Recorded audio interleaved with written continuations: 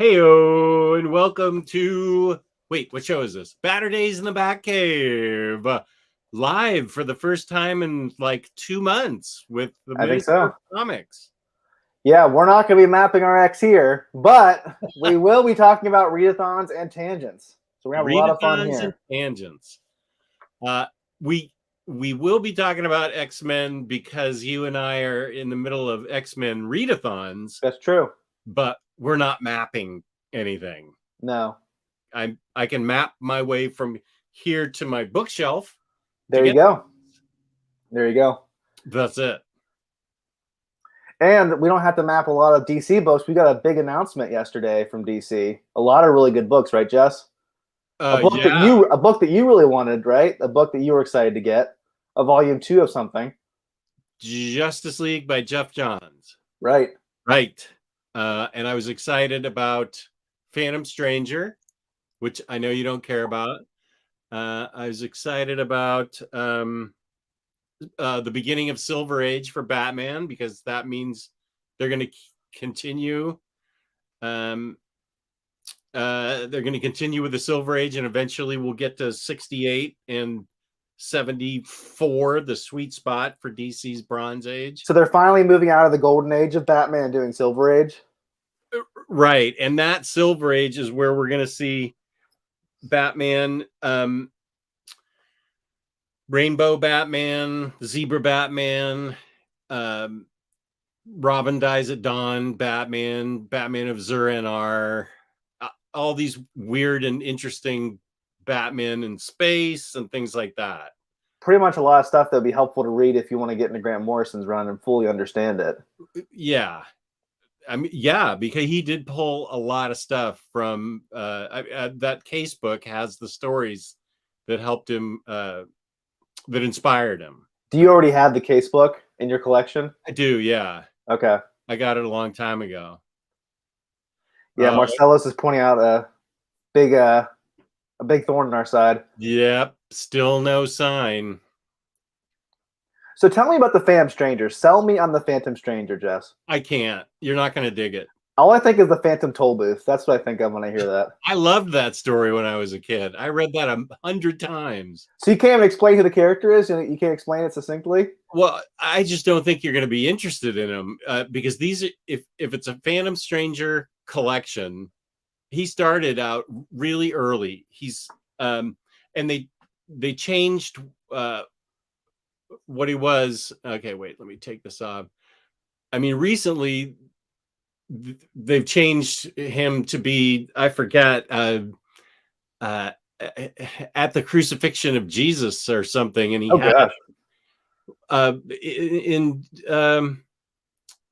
wasn't that in the Justice League Trinity or something? Man, if you give me 100 million guesses, I never would have guessed that was part of his origin story.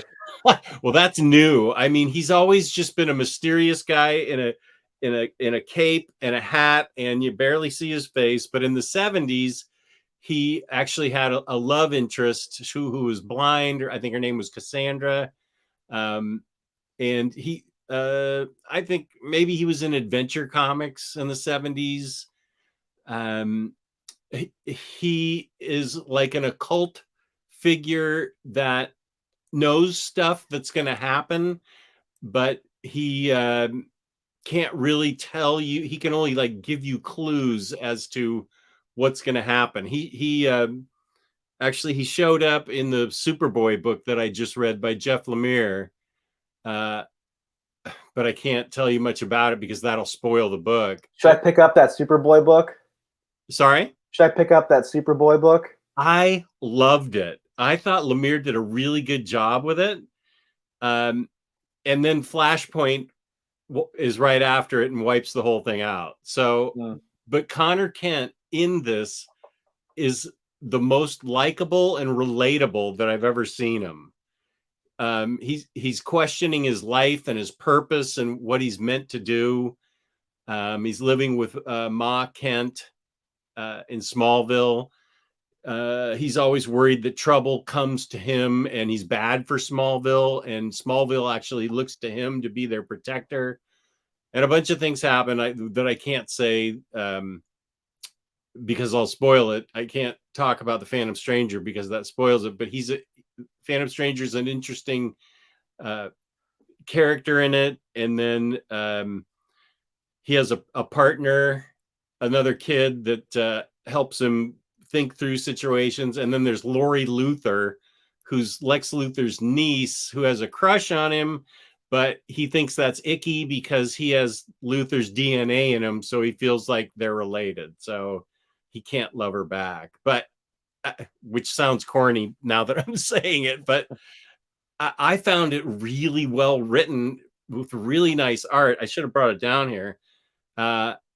It's not expensive to buy, or you could read it on whatever, Hoopla maybe, or I know my LCS has it. I saw it a couple months ago and almost bought it, but I got something else. But yeah, I am happy to own it. It is a lot of fun. Jeff Lemire is almost always a hit for me. His stuff for DC has always been good. I think his stuff for Marvel, especially like X-Men, that he struggled with that because of the editorial constraints. What else has he written for? Like Moon Knight was great. Marvel? Moon Knight was really good. Great, yeah. Moon Knight was fantastic. I never read his Old Man Logan, but I've heard nothing but good. I'm waiting for the omnibus that'll eventually come out. I have to. I have the trades for that. It has to. You're right. That is good. I am excited about the Question omnibus because I do want to read that by Denny O'Neil, and that's like your #1 omnibus that you've wanted for a while, right? Yeah. Ever since I had a video that I put out when they announced the 9th variation on Why the Last Man as I don't know, it had already been an absolute, it's already been a deluxe, and then they announced an omnibus, and I said, these are the books that need it. Hitman, Question, those are the books that need an omnibus. I'd love to see an omni for Hitman now.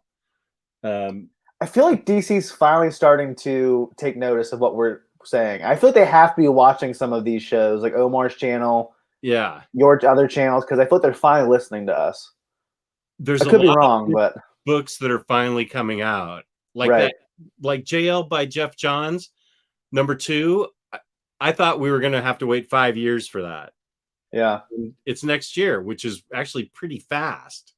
And they're doing the Flintstones Deluxe Edition. I've heard that's really great stuff. Have you read that? No, I've always heard it was good. But I've never checked it out. Oh, yeah. You should definitely buy the deluxe. I'll probably read it on Hoopla before I decide to buy it, though. Or maybe read the first trade. I will predict that you really dig it because it's written very intelligently and with a lot of social satire and dry wit and making very subtle statements about society. And I think that, how can I say this? I think it appeals to people who are thoughtful. And I don't mean thoughtful like giving gifts, but I mean they have thoughts. They're thinking. They think things. It's a book that I think appeals to really sharp readers. And I've heard that it has a lot of like religious and philosophical themes, which I love to read in comic books. I'm the minister of comics. So I feel like I would probably like that part of it. I mean, that's the central part of it. That's a big part of it. Isn't a lot of it like what's like? Is it ethical to treat animals the way that they treat animals and dinosaurs and that kind of stuff? Like they use them as their slaves, basically. Yeah, there's the vacuum cleaner is an animal. The dishwasher's an animal. The bowling ball's an armadillo. Yeah, it brings up those questions too. Have they done the Jetsons yet? Yes. I haven't read it, but here it is by Palmiotti.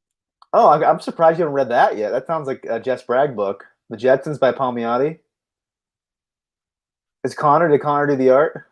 It looks like Connor did the cover, but I don't think she did the inside. Okay. Like it's Pierre Brito. Here's the question, Jess. As a kid, were you more of a Flintstones or Jetsons kid? I was more of a Flintstones kid. Flintstones. There was more Flintstones. It seemed like Flintstones was more available, but I liked the Jetsons better. And the monkeys were the best ever. You also didn't like dinosaurs. That probably affects your Flintstones love too. Dinosaurs are a big part of that.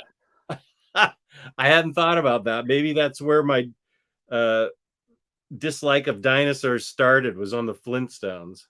Did you ever watch the live action Flintstones movie with John Goodman? I didn't, but I saw it on YouTube as when I saw a YouTube video on the history of the McRib. That movie was tied to a promotion with McDonald's for the McRib.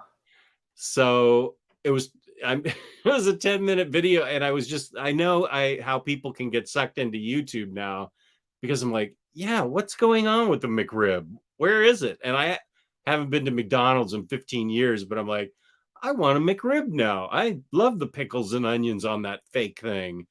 And so I'm watching this, and it got a big promotion with that movie you're talking about. Speaking of McDonald's, you ever seen the movie The Founder with Michael Keaton? No. You and Patty would love it. It's basically how he ripped off the McDonald brothers, and he became like the founder. It was really, really good, Jess. It's a really great movie. Ray Kroc. Yeah, you and Patty would. I know you and Patty have a hard time finding that crossover of movies that you will like, kind of like me and Kate do. We both love that movie. It's really interesting. Let me take a minute to talk about DyingBreedCollectors.com, our sponsor. I separated it here because you can read it, but it's all one thing when you want to go. There's a link for it in the description. DyingBreedCollectors.com has 10% off Marvel books all this month with the code OmniDog. So any Marvel, you get 10% off with OmniDog. And here is that code. Look at that. Use that, and you get 10% off all Marvel for the whole month of August. Maybe at some point we'll get a Minister of Comics code. That'd be cool. That's pretty long. How could we shorten it? Just Taylor? I'm just joking. No, I think we can do that. We're partners in this. We'll figure it out later. I was just joking. No, I think we should do this live on the air. Okay. We could do MOC or something like that. Or, I don't know. How about I Feel Left Out? There you go. I Hate Tyler. How about that? What's wrong with Tyler Blunt? That's a good one. That's a good one. Ooh, Hayden. Taylor, not Tyler. That should be the code for sure. That's a winner, Hayden. Let me take this off because I can't see the comments. He just said 814. Taylor, not Tyler. That's a perfect code. I like it. And Hayden, we always appreciate the movies you make about Tyler and send to me and Jess. Hayden makes them like once a week or something and always sends us something funny. Also, Ryan Say sent me the new Tyler screaming sound clip. Did you hear that one? He sent that to me too. It wasn't as good as the first one, but it was still funny. But yeah, his daughter scared him or something while he was playing. Tyler is very easily scared, as seen by his choice of entertainment. I like this code, so remember it for September. I'm gonna take a picture of it so I can remember. Hold on. Let me take a picture, otherwise I'll forget. All right, I got it. All right. There you go. Hayden, Jess will send you the new Tyler screen for you to make a meme of it. Or a GIF. Yeah, I'll send it to you. I have it. Hayden makes them quick too. Hayden will make them like that. Yeah. I think it'd be too much of an interruption right now. Let's do it later.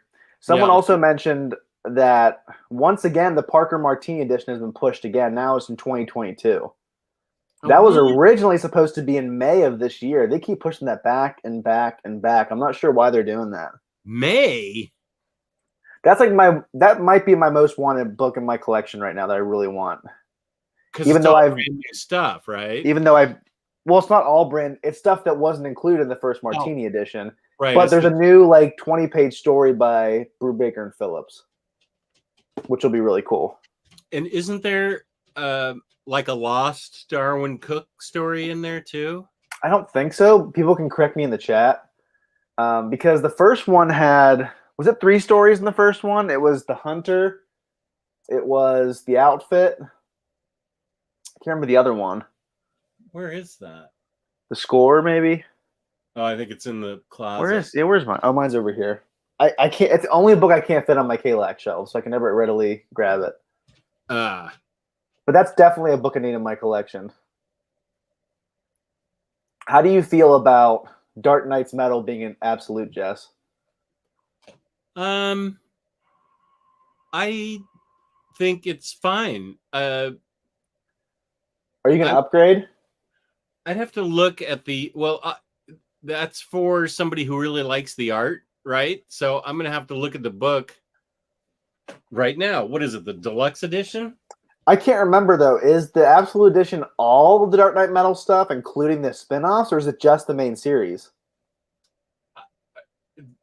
Dark Knight's Metal is the deluxe edition. Everything else is different.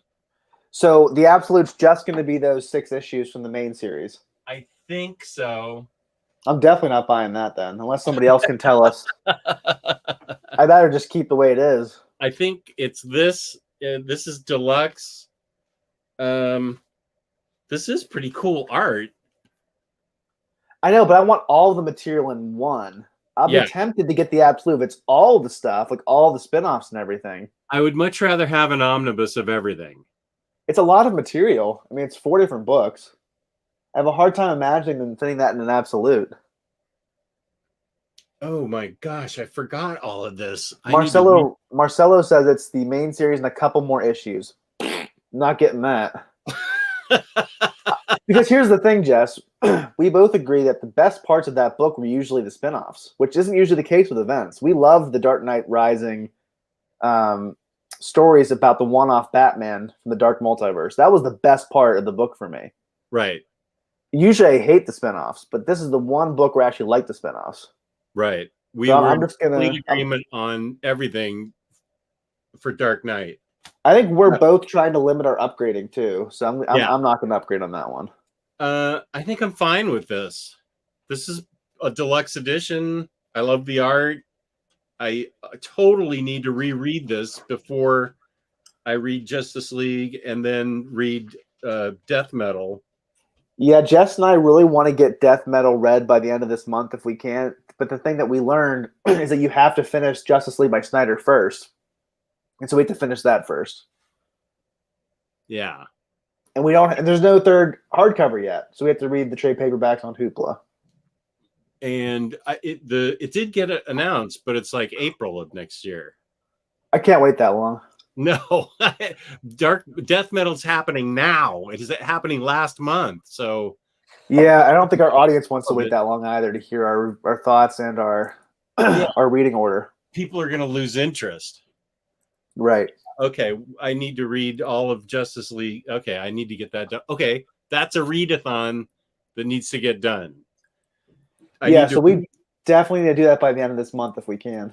I looked at this book and it looked totally unfamiliar to me, even though we read it and did a video on it. It was 2 years ago almost. Okay, so I've got to read Metal for my readathon. Then I've got to read Justice League by Snyder. 3 deluxe books, but we'll have to read it on Hoopla. And then I've got to read all the Death Metal stuff. That's the readathon. That's this month. Right. After our X-Men readathon, which I think, are you already done with that?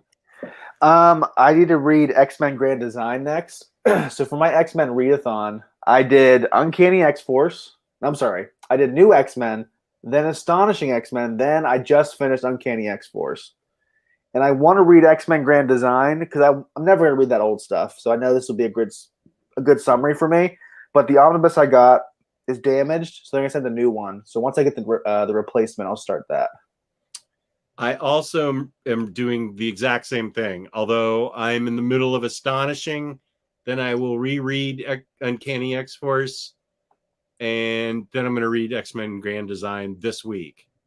I will say that I've only read a part of New X-Men years ago, and I got so much more out of Astonishing X-Men having read New X-Men. You almost have to read New X-Men first to really fully be impacted by Astonishing X-Men. Because Whedon and Cassaday really take a lot of stuff that Grant Morrison started in New X-Men and pick it up in Astonishing X-Men. Like the Cassandra Nova stuff, the Jean Grey stuff.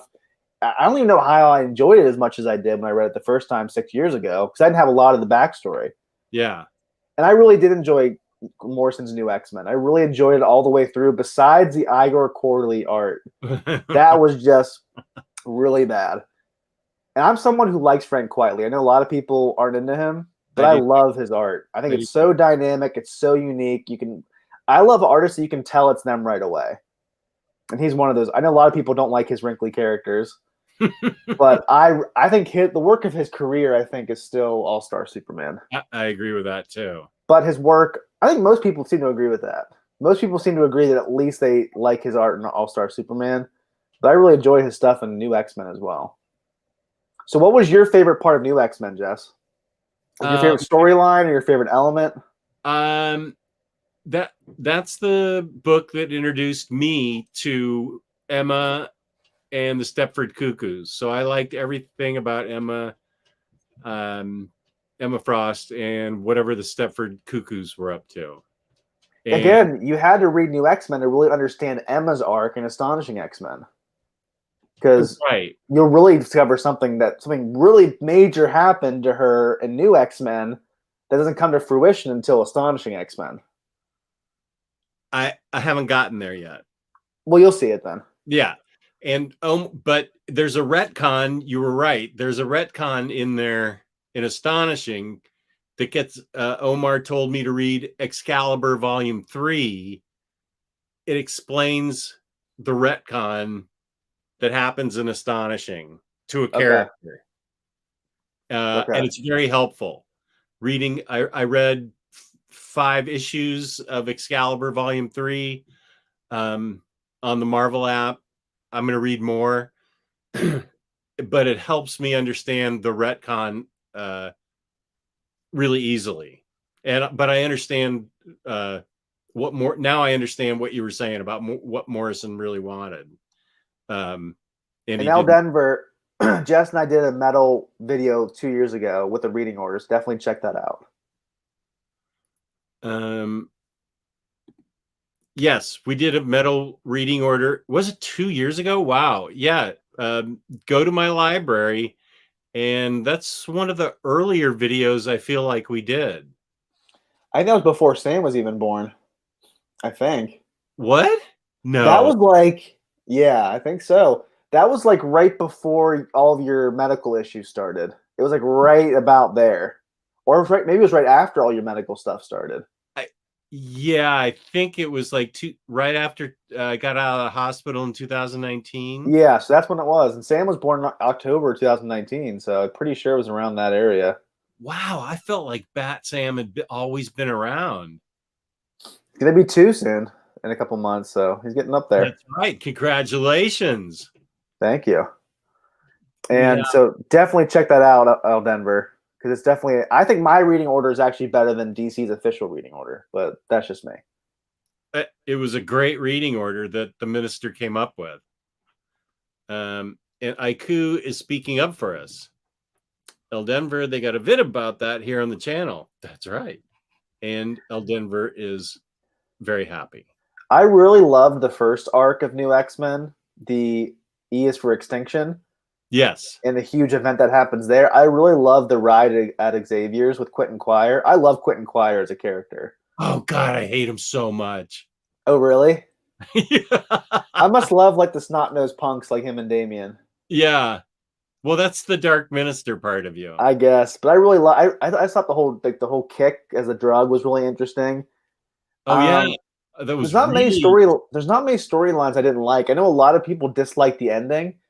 I probably would have preferred a different way to end it, but I still thought it was good. with the Mark Silvestri arc. I mean, it wasn't my favorite of the entire run, but I still enjoyed it.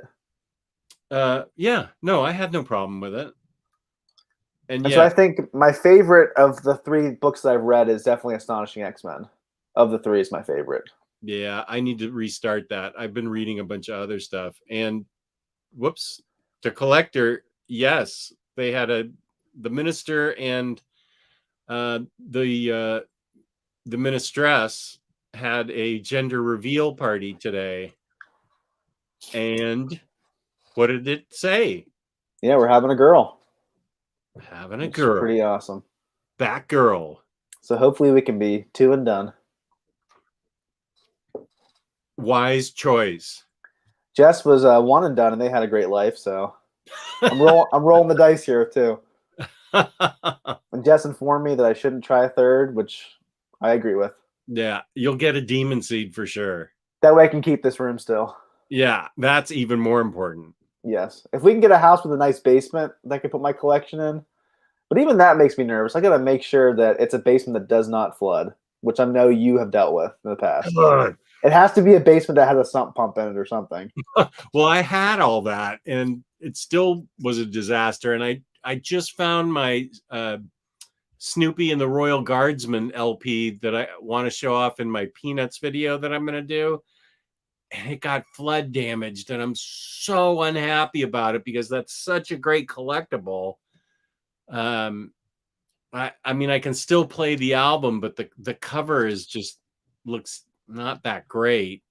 So, yeah, basements suck. I was really unhappy. Yeah, so I'm happy with my office on the 2nd floor. Oh, is Tyler's birthday coming up? Ooh. I mean, we're bad friends.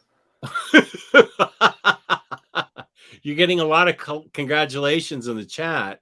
Yeah, thanks, everybody. Yeah, let us know when Tyler's birthday is, because I'm not sure when it is. Tyler's going to be 40 this year.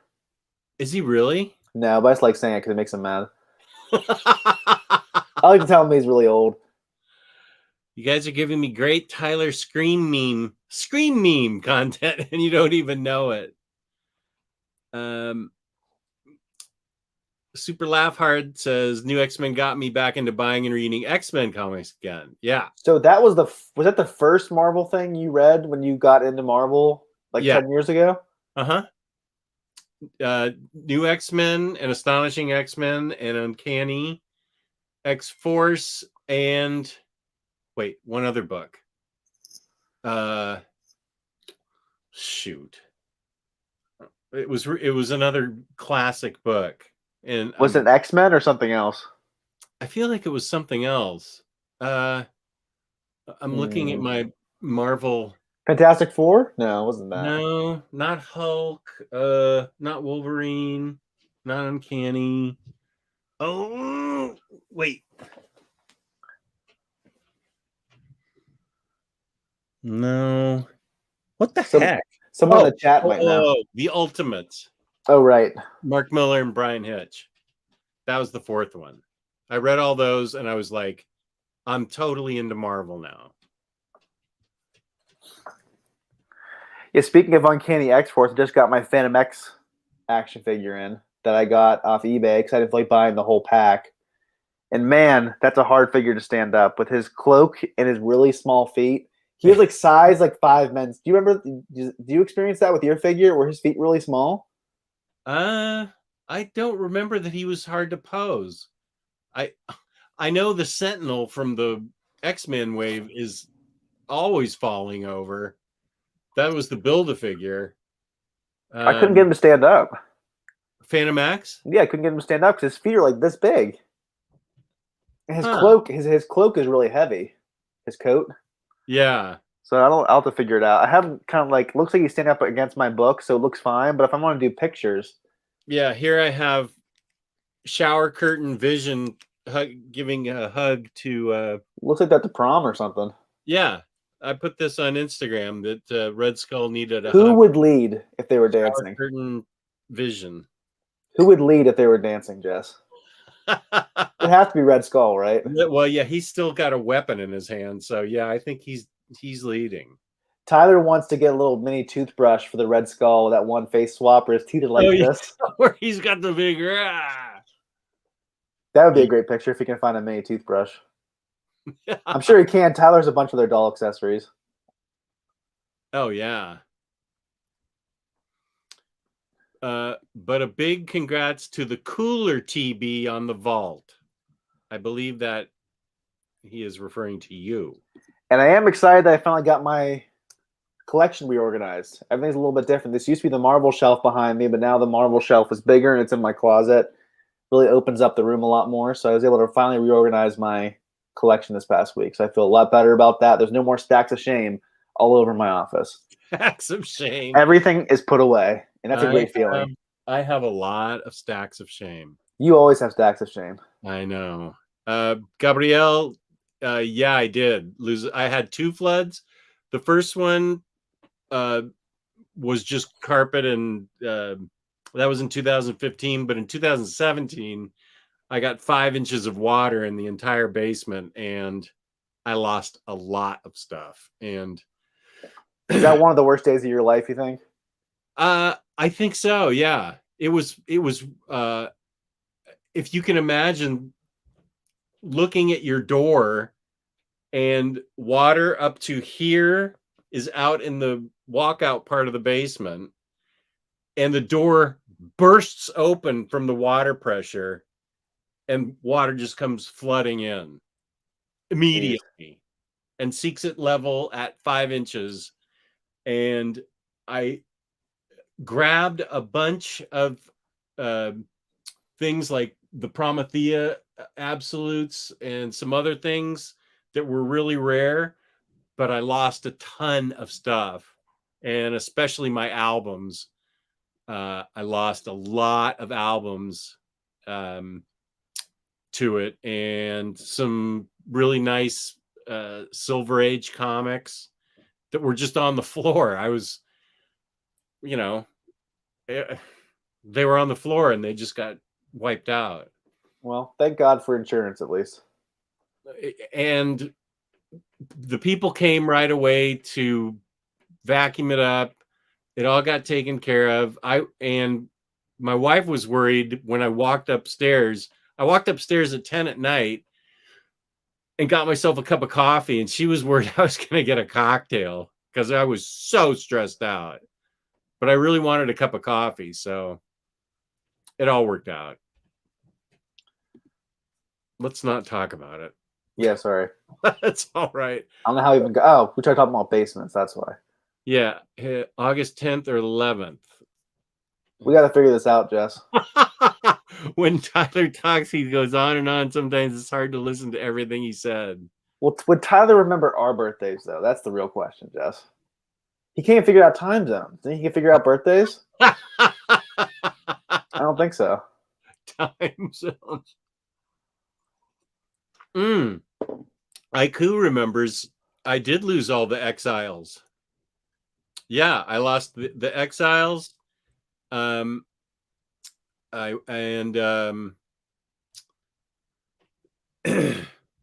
Crash Lane, thank you. 60 watching, 22 likes.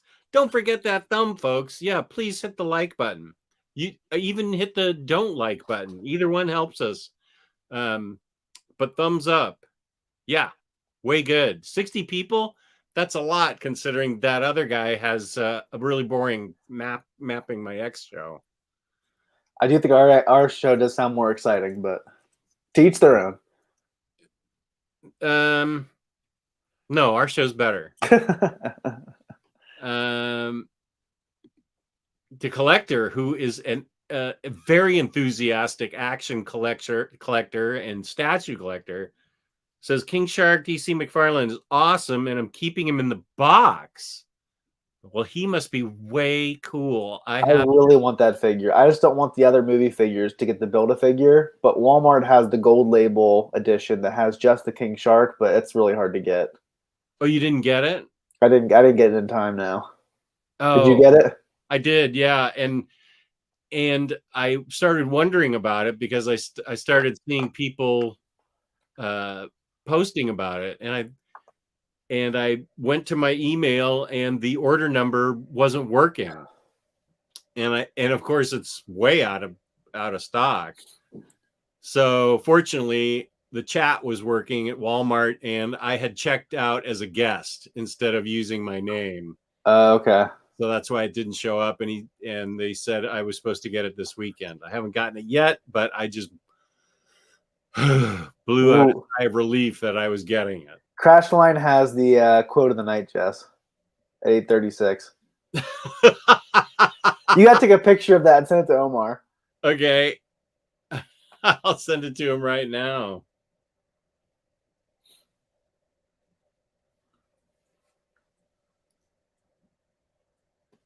I hope you can get to watching the Suicide Squad movie, Jess, sometime soon.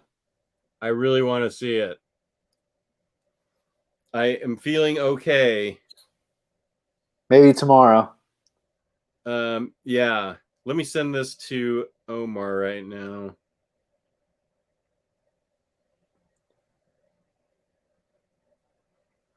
Super laugh hard. Good news. I built a bookcase today. Bad news. It's already full. I get that. No, but this is the first time in a long time I feel like I have a lot of room for growth. I feel like I'm at least good for the next 2 years, which is a great feeling to have. Okay, I sent it. Thank you, Crashline. But I know at some point Jess and I want to do a purging video because Jess is in the midst of a purge. I am purging a lot of stuff. Jess is getting out of collecting. How's that for a thumbprint? I mean, how's that for a thumbnail video? Thumbprint. we just want those clickbait thumbnails. So right, yeah. Everything must go. We should do OmniDog quitting? Question mark? Question mark? That's great. We should do something like that to get those clicks. Super clickbait. And then should you're going like this. Yeah. The big stack of books around you. In an empty room. Nothing around me. Don't you have that one part of your basement that you want to put more stuff in, but right now it's empty? The unfinished part? Yeah, the unfinished part. I just found a new part of it, the lower part of a shelf in there, because the Dominion Energy or whatever Virginia's power company is, had a program that ended July 31st, and we had a guy come on July 31st to give you free, every light in the house, you got free light bulbs. Wow. That were more energy efficient, LED light bulbs. He must have replaced 100 bulbs in our house. So I have a huge garbage bag full of the old ones in case the new ones ever blow. And that came from a shelf. So now the shelf is empty and I can put books on it. So that's a shelf. You should take a picture. Just take a picture in front of that shelf for the thumbnail. Just like go like this. On the floor. I'll have to be like this. You should have Patty take a picture of you laying next to it or something. With my head in the empty shell. That'd be a great thumbnail. So we'll do that. I think you want to take pictures of stuff that you're selling, and we'll do a video about that at some point. Yeah. This is probably the biggest purge you've ever done, right? Oh, this is, yeah. It's going to take a long time because I'm slowly pulling everything out. For 2 days, all you did was sell pops. And I think it messed up my vision because I've never, I haven't been at an office using a computer. So I didn't know you're supposed to take a break, but I was staring at the computer for 2 days straight. And now my vision's messed up. I think it's changed.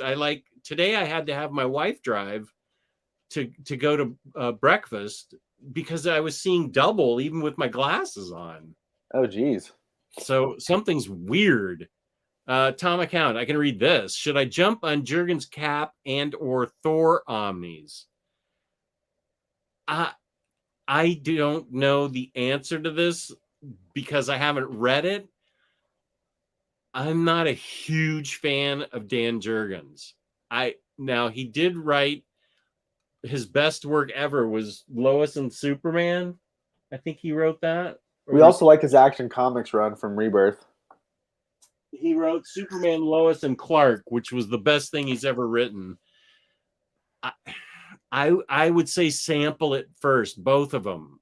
I just don't feel consistent. He's consistent for me, so I wouldn't jump on him. I would sample him online first and see if you dig the stories.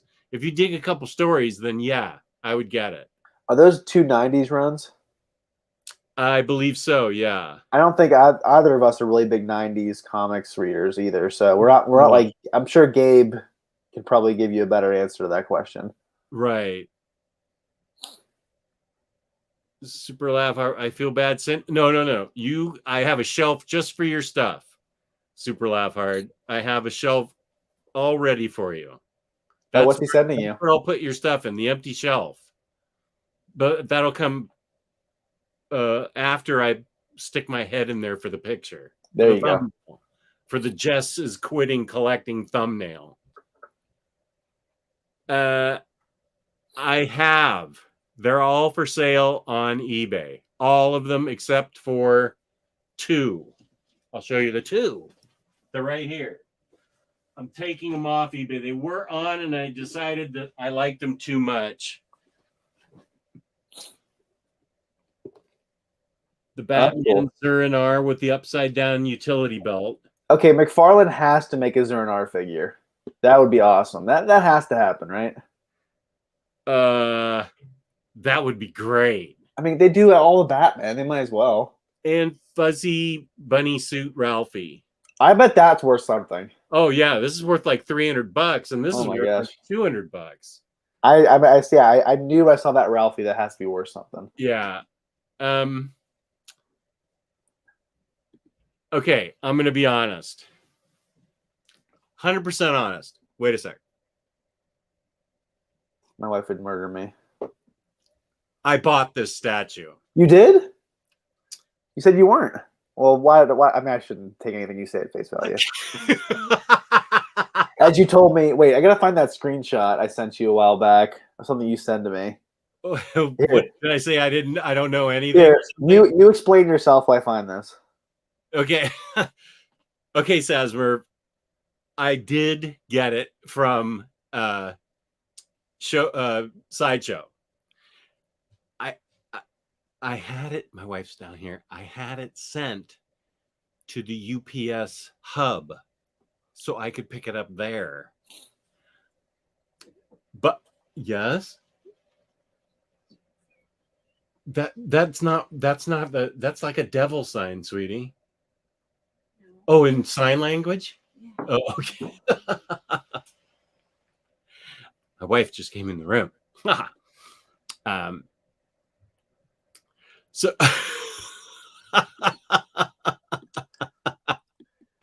well, let me read this. Let me read this from you. I think we were talking about you upgrading something, even though you said you weren't upgrading anymore. And you said, "Don't be surprised at anything I do. There's no plan here. I'm just as childish as Tyler. I have no idea what's going on." I said, "Haha, I'm taking a picture of that statement," and I did. I just came here to say that I love New Coke and I'm in the middle of an episode. You would. Well, Peter is talking. No, she gave me the sign language thing for love. I forgot that was I thought she gave me the devil sign, but she stuck the thumb out in me. Yeah, we all thought you were dead for a second. Yeah. Cue the what chance. But they didn't tell me it was there. So I got an email 2 days later that said the entire thing had been refunded because I didn't pick it up. It got sent back, and all my money got refunded, including they gave me back my Sideshow collector points that I used. And I don't have it. It wasn't meant to be, Jess. Huh? It wasn't meant to be. No. That reminds me of back in college. I was gonna get a tattoo. And do I strike you as a tattoo kind of person? No. So I was gonna get a tattoo. And and I had the money in my wallet, and someone stole it out of my wallet. The money? Yeah, I had my wallet on my desk in my apartment at college, and someone stole it. How much was a tattoo? It was like $175. What? Yeah, someone stole the money out of my wallet. And so everyone said, maybe it's a sign that you should get a tattoo. And I was like, you know what? Maybe you're right. I just didn't get one ever. What? Where was it going to go, and what was it going to be? As the minister of comics, I was going to get my favorite Bible verse on me. And Where? I wasn't sure yet. I wasn't sure where I was going to get it. It was either going to be on my back or up here. But I didn't get that far. I just got some money together from like birthdays and stuff from my birthday, and someone stole out of my wallet. What? This is like 10 years ago, so it's not like it's a recent thing. I was a little bit different 10 years ago, maybe. I mean, everybody would believe that I'd get Deja Thoris, but you getting a tattoo, I'm stunned. I've never heard you more shocked at anything I've said. I just can't. Who do you imagine getting a tattoo, me or Tyler? Sorry? Who would you picture getting a tattoo, me or Tyler, if you had to pick one? Oh, Tyler. Really? I don't picture Tyler as a tattoo kind of person. Well, I don't picture you as a tattoo person either at all. I guess. Oh, well. It didn't work out. Do you have a tattoo? No, she doesn't. No. I don't think. That's the best meme ever. My favorite I like looking at funny tattoos online. My favorite's the guys who are balding because they have the guy with a lawnmower on top of their head, like mowing their hair off their head. Yeah. You ever seen that? I always like that one. I'm kind of glad I didn't get it because I just don't think I'm a tattoo person. I'm just worried of what my skin will look like when I'm like 80 some years old. But by that point, does it really matter what my skin looks like with the tattoo? This is great. Tyler's probably got the Tricks Rabbit as a tattoo already. Tyler probably has like a can of Dr. Pepper or something like that on his arm. The Tricks Rabbit actually sounds like a good tattoo. That sounds funny. So Deja's never coming. Ordered it, got refunded, never saw Yes, it. I think it's for the best. In the same way that it was for the best, I didn't get that tattoo. It's for the best. For the sake of your own safety. It was good that you didn't get that in. That's a statue. I don't know how you explain that one. No, and I was worried the whole time where I could display it. That's a single man statue. Yeah. That would scare away girls. That's not a married father statue. Wait, Super Laugh Hard saying no way. What are you saying no way to? Just everything? We've revealed a lot in the past 10 minutes, so hard to say. At 80 years old, it'll be like a Mad Magazine fold-in. Yeah, it worked out for the best. I'm happy it worked out that way. So thank you. If you're watching this, you stole that money out of my wallet in 2010. Thank you very much. At least the intention counts. Just that was bold, and I like it. Yeah, you did. You did really go for it. You were almost there. I even used points for it. Do you get those points back? Yeah. Do you get those back? The points? Yeah, they credited that's my good, at least. back, and they credited all my money back. And another weird thing is I canceled 2 Hot Toys of Wonder Woman because that's part of my purge is canceling a lot of pre-orders, and they refunded my down my deposit, the money you put down. What do you call that? The down payment? Sorry? Down payment? Down payment, yeah. They refunded it on both of them, which they never do. You always lose it. That statue's also really big. That would take up a lot of room. Isn't she laying on a couch or something? Deja Thoris? Are you talking about Deja? Yeah, isn't it a pretty big statue? Isn't she laying on like a litter or something? Or on a couch? Probably, yeah. I feel like that'd take up a lot of space, too. It's not like a statue like you have behind you that just stands up straight. I think she's kind of like sprawled out. Yeah, she is. Yeah, and she has a gun and nothing else. You could put it on top of your toilet seat with the rest of your books you have there. Hey, that's not a bad idea. Nobody ever uses the bathroom. I feel like it's even, I don't know. I don't know if that'd work out either. Lloyd Wong. That would be immediate trouble. Jess has retired that for the sake of his own safety. You can only do that twice in your life. Right. Well, for statues, for figures you can do that more often, but for expensive statues you cannot. That story about Deja is better than even probably having it. Probably. I mean, he's worried. Wait, what am I saying? Yeah, Jess, we are really kicking it off with a bang with our first live show in a while. We both are dropping the truth bombs about ourselves.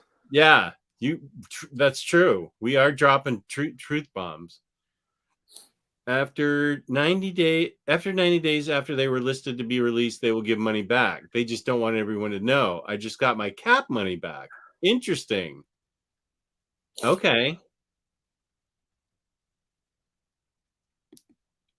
Here's the thing, Gabrielle. I don't know. I don't know. I looked at it and said, that's really cool. Extremely detailed. Look who's here, Jeff. You're only missing the funnest live chat we've ever had, Tyler. Yeah. This is the greatest show we've ever had. Omar's the new Coke and you're the Crystal Pepsi of this group. Crystal Pepsi. Do you remember when that came out, Jess? Oh yeah. Did you buy it? I was doing my my TV show because the lighting guy who is also the producer, his payment was a certain kind of pizza and Crystal Pepsi. That's what I had to get because these guys are all volunteers for my TV show. And he always wanted, he did like 5 or 6 of my shows and he wanted a specific pizza and a bunch of like a 2-liter thing of Crystal Pepsi.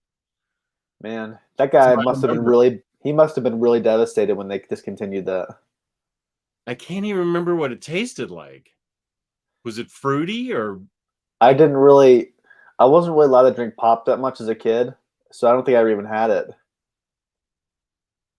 Oh, you were a kid then. That's right. I only was allowed to have pop and went like Pizza Hut or something like that. It was never like my mom would just buy us pop and bring it home. Oh my gosh, that was 28 years ago. No wonder you were a kid. Yeah. My daughter's 30 now. I'm the same age as her. Well, I think she's a little younger than me, but we're pretty much the same age. Yeah. Yeah, Tyler, you did miss a lot of stuff, dude. That's why you should be here every Saturday watching. Fake toy fans, how dare you? Jess, would you say that we're now best friends because of what we revealed to each other, and Tyler's out because he wasn't here? I mean, I don't want to overemphasize it, but wouldn't you agree? These were pretty deep secrets that we revealed. And I don't see how Tyler can really make it up by not being here. That was a moment we shared that he can never replicate. So that's true. We have a bond now that's true. I don't have with anybody else. Sorry, Tyler. That's why you got to be here on Baturdays and the BatCave Saturdays. Yeah. Gosh, this was the big reveal episode. I think all of us in the chat are all blood brothers now. Everybody else, give us your deepest, darkest secret. Well, actually, no, don't do that. I don't think I want to know. Who even knows what Tyler's deepest secret would be? I feel like it'd be. Yeah, I was thinking that. What could Ryan, when he plays video games with Ryan, I think Ryan knows some secrets about Tyler. Yeah, and he records them and sends them to us. Yeah, I think Tyler. I have a trouble with that. Tyler's dark side gets shown when he's playing video games. I really do think that's true. I think his worst self comes out. Yeah, when he plays Rainbow Six Siege. Yeah, this is like a season finale for OmniDog. We just started. We just came back from our hiatus, so it can't be the season finale yet. Wait, L. Denver said something that people think is funny. Where is that? Oh, Crystal Pepsi was made from fairy tears and tasted like, it did sort of taste like cotton candy. I do Doc remember. Collector has a comment I think you'd enjoy. Where is it? 855. 855. You both are of similar ilk, I think.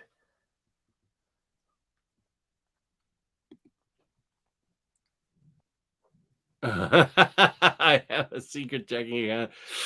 I do too, that my wife doesn't know about. She does know. How do you even do that? You just like created a different bank or something, or?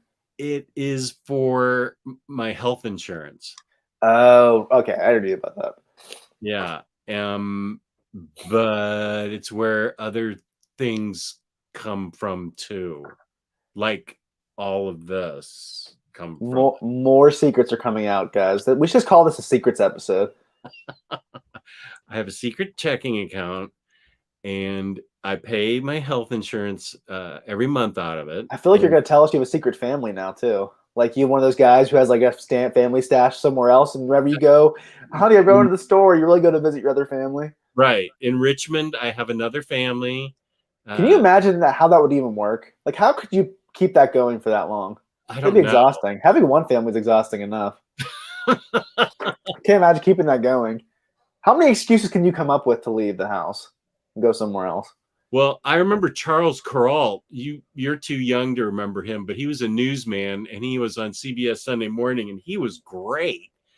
Such an interesting newsman. And he on CBS Sunday Morning, he had an RV, and he would travel every week and interview very interesting local people that had done something interesting. And he died, and it turned out he had a second family in like Montana. So not only was he traveling around, but he had another family, like that's possible. Children. And Jess, we have a first here. We have Jenny Blunt in the house in the chat. What? Where's that? This is a first for us. This is great. At 8:57. Oh my gosh. We have to have her on the show, and Tyler's not invited to that show because he would ruin it. Jenny, do you want to be in the show right now? Jenny, I will say I do miss your Facebook stories of embarrassing things about Tyler. That was a lot of fun. So if you could bring those back at some point. Jenny, I will I'm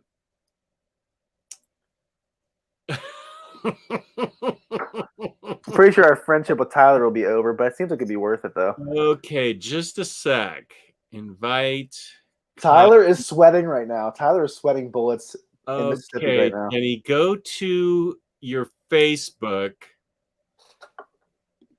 and let's see if I can find you. Share one secret about Tyler that would embarrass him. That would be awesome. Tyler, how you doing, man?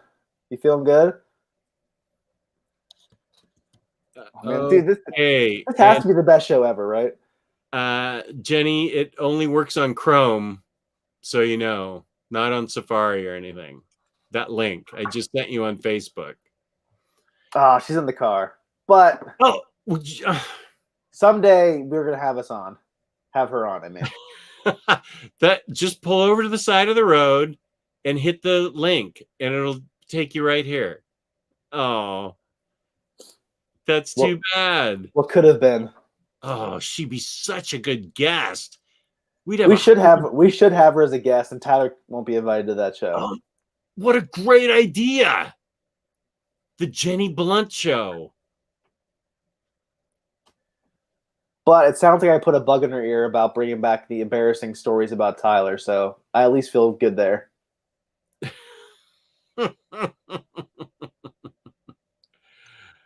Oh, Jenny, darn it. Well, should we get back into the topic a little bit?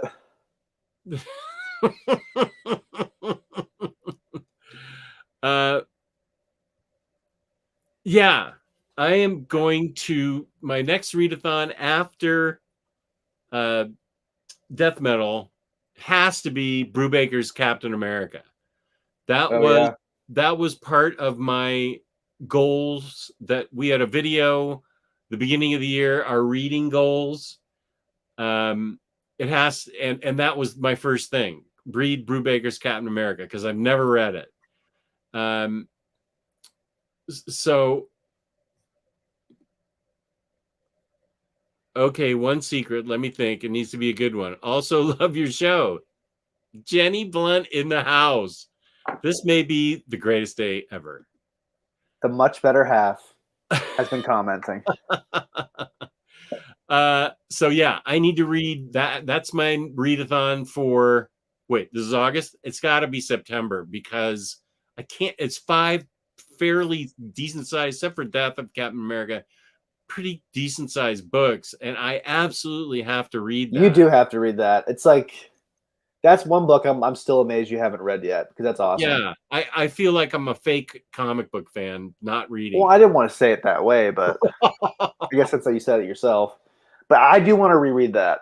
So I definitely want to reread that at some point. I think it's been 6 years, so it's been a long time. I think my next readathon after the X-Men one, which I'm almost done with, and then we're doing Death Metal. Okay, I guess we should write that down, Jess. Yeah, I'm gonna do it right now. We'll send them a nice gift. I have a lot of messages. Yeah, I think Tyler is sending us some panicked messages right now. Also, Omar is. You know what Tyler's thinking right now, Jess? He's like George from Seinfeld. Worlds are colliding. That is exactly right. You ever felt that way whenever like 2 people from your life you never thought would meet, and it's like the strangest thing in the world? Where it's like this person from like your work or this person met somebody else. Like I never imagined these 2 people coming together, and it's very strange. I don't think that's happened to me, but I feel like it's happening now. I do feel that way. This is definitely a Costanza moment. This is definitely one of my favorite episodes, so this is great. Yeah, so after I do the X-Men readathon, after I finish the Death Metal readathon, I finally got all of Transmetropolitan in, and I have to read that. Okay. Because Warren Ellis is one of my favorite writers, and Right. I've heard nothing but good things about that series. So I'm definitely really excited to read that. Now, is there a reason you got it not in absolute form? By the time I got around to the absolutes, they were kind of in and out of print, and they were kind of, and I really like the thick, complete collections they put out. So I'm happy with those. You're killing independent George. We're killing independent Tyler. Tyler has always been a collector. Don't mess with his Beanie Baby collection. Tyler has a Beanie Baby collection. I do have some Beanie Babies in my basement. I do too, but they're not mine. Because here's the thing, Jess. I think your daughter and I are obviously from the same generation. We were promised that our Beanie Babies would be worth millions. Right. And there are like 2 that are worth a lot.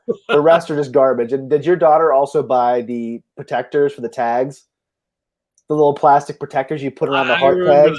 Those. We had like we had like one of those price guides that tells you how much they're gonna be worth someday, which makes no sense, but we have one of those.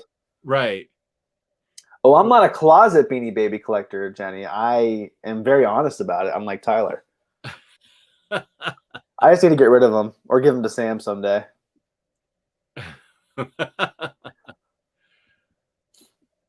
The biggest not secret is that Jenny Blunt's married to a 14-year-old man-child. She's definitely the glue that keeps that little universe together in there. I bet she can really keep time zones straight. Oh, I bet she could. Absolutely. Hayden doesn't even know what a Beanie Baby is. Wow, you don't know what a Beanie Baby is? How old are you, Hayden? Because these were really popular in the 90s. It was like that and Pokemon cards were the biggest things back in the 90s. Garbage Pail Kids. I was too young for that. Those are freaky too. Don't remember that. Pogs were huge. Remember Pogs? I've only seen the episode on The Simpsons where Milhouse says Alf's back in Pog form. So I never knew about Pogs. I think they're really popular in Hawaii, but I don't know. The Garbage Pail Kids were these grotesque like children on these trading cards that had like boils and like weird stuff, and it was like really weird. I was never into that. But Jess, how would you rank Transmetropolitan with the rest of Warren Ellis's stuff? We're both big Warren Ellison fans. It's so different from his other stuff, and I love Authority, but to me it's really hard to compare them because like Authority and Planetary are both almost a different genre than Transmetropolitan. I think the Wildstorm is my favorite thing he's ever done. His reboot of the Wildstorm universe. Oh yeah, that was brilliant. If we can get a hardcover of that, that'd be awesome. Yeah, I doubt it, but I'm happy with my 4 trades. But I would happily upgrade. That's one of my favorite books. I like it a lot, but I don't feel it's so different from everything else he's done. It's in its own orbit.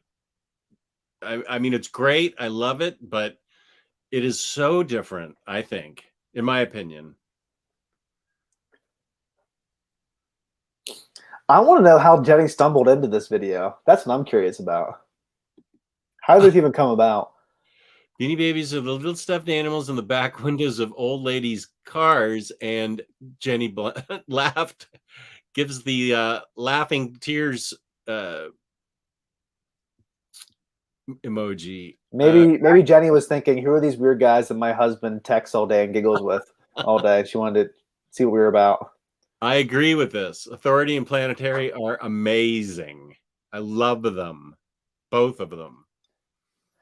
I really like DMZ Caesar. That's a really good series. He stays on the fence with Transmet and with DMZ. Oh, I like them both. DMZ I thought was riveting, and Transmetropolitan was one of the most different and exciting, interesting comics I've ever read. Like Grant Morrison type, way out of the thinking outside the box type of book. I was telling Jess about a series that I want to check out called Rebels. It's a Dark Horse book about the Revolutionary War.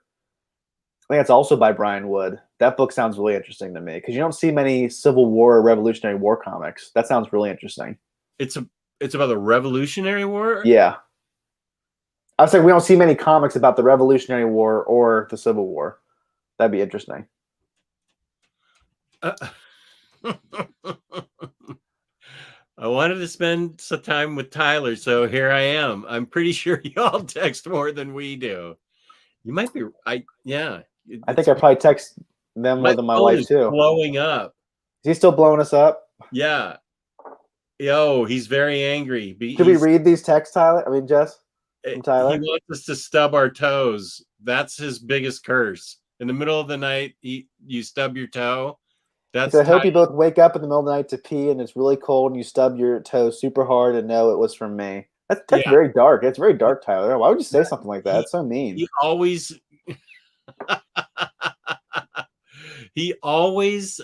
uses that curse.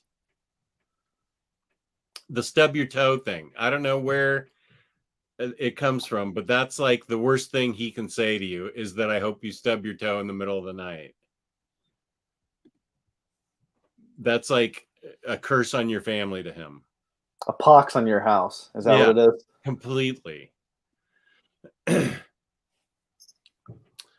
Super Laugh Hard says, I love how Spider Jerusalem starts off looking like Alan Moore and then quickly changes that look to that of Grant Morrison. Hilarious. I also do love Lars talks about Global Frequency. That's a great book. Oh, I do love that book. Yeah, Global Frequency. I don't think I've ever read something by him that I disliked. Trees, Ministry of Space, Injection. I really want him to finish Trees and Injection. I don't know what's going to happen. But did you finish Castlevania? Sorry? Did you finish the last season of Castlevania? Yeah. Oh, yeah, a long time ago. That show is brilliant. I love that show. I love that show. Those are like some of the best written characters I've watched or read in a long time. I loved every character in that. That was a great show.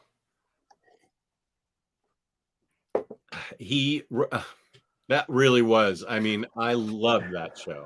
Hayden, that's a good point. Stubbing your toe isn't as bad as stepping on a Lego. I stepped on my nephew's Lego on vacation, and it like ripped skin off my Oh, sole of my foot, and the whole vacation it was killed. Because I'd walk on the beach and I'd walk on the sand, and it would just kill me the entire vacation. Stepping on a Lego is deadly. wow. Oh, Jenny's taking off. We'll plan something soon. Better run. We'll have to hold you to that, Jenny. Thank you, Jenny. We will have you on. Good talking to you.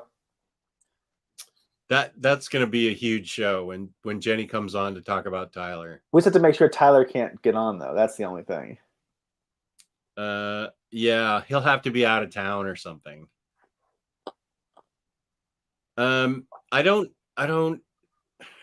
may not want to. Well, I don't know the answer to this. Batman's Grave got published. I don't know the answer to this. I'd be surprised if they do more injections. That's my current position. I think with Batman's Grave, it was already pretty much done, and so they put so much effort into it already. They just released it. Okay. I don't know how long it'll be till new material comes out from him. So I have no idea. We both can't really comment on that in particular. It's hard to say. Yeah, I don't know what to say about those things. So do you have any other readathons you want to do? So I talked about X-Men. We talked about Transmet. We talked about Cap and by Brubaker. Anything else? On Thursday, we were talking about Lou and Riley and I about our best books of the year so far, and somehow we got on a tangent of Uncanny X-Force. No, we start. This is the next readathon I want to do, and that's Jason Aaron's Wolverine. No, okay. October, it's going to have to be after Captain America. I want to do Wolverine Goes to Hell, and Wolverine and the X-Men. Wolverine Goes to Hell has Schism in it, apparently. And then, but there is something. Oh, I need to read Amazing X-Men, The Quest for Nightcrawler. And there was one other book.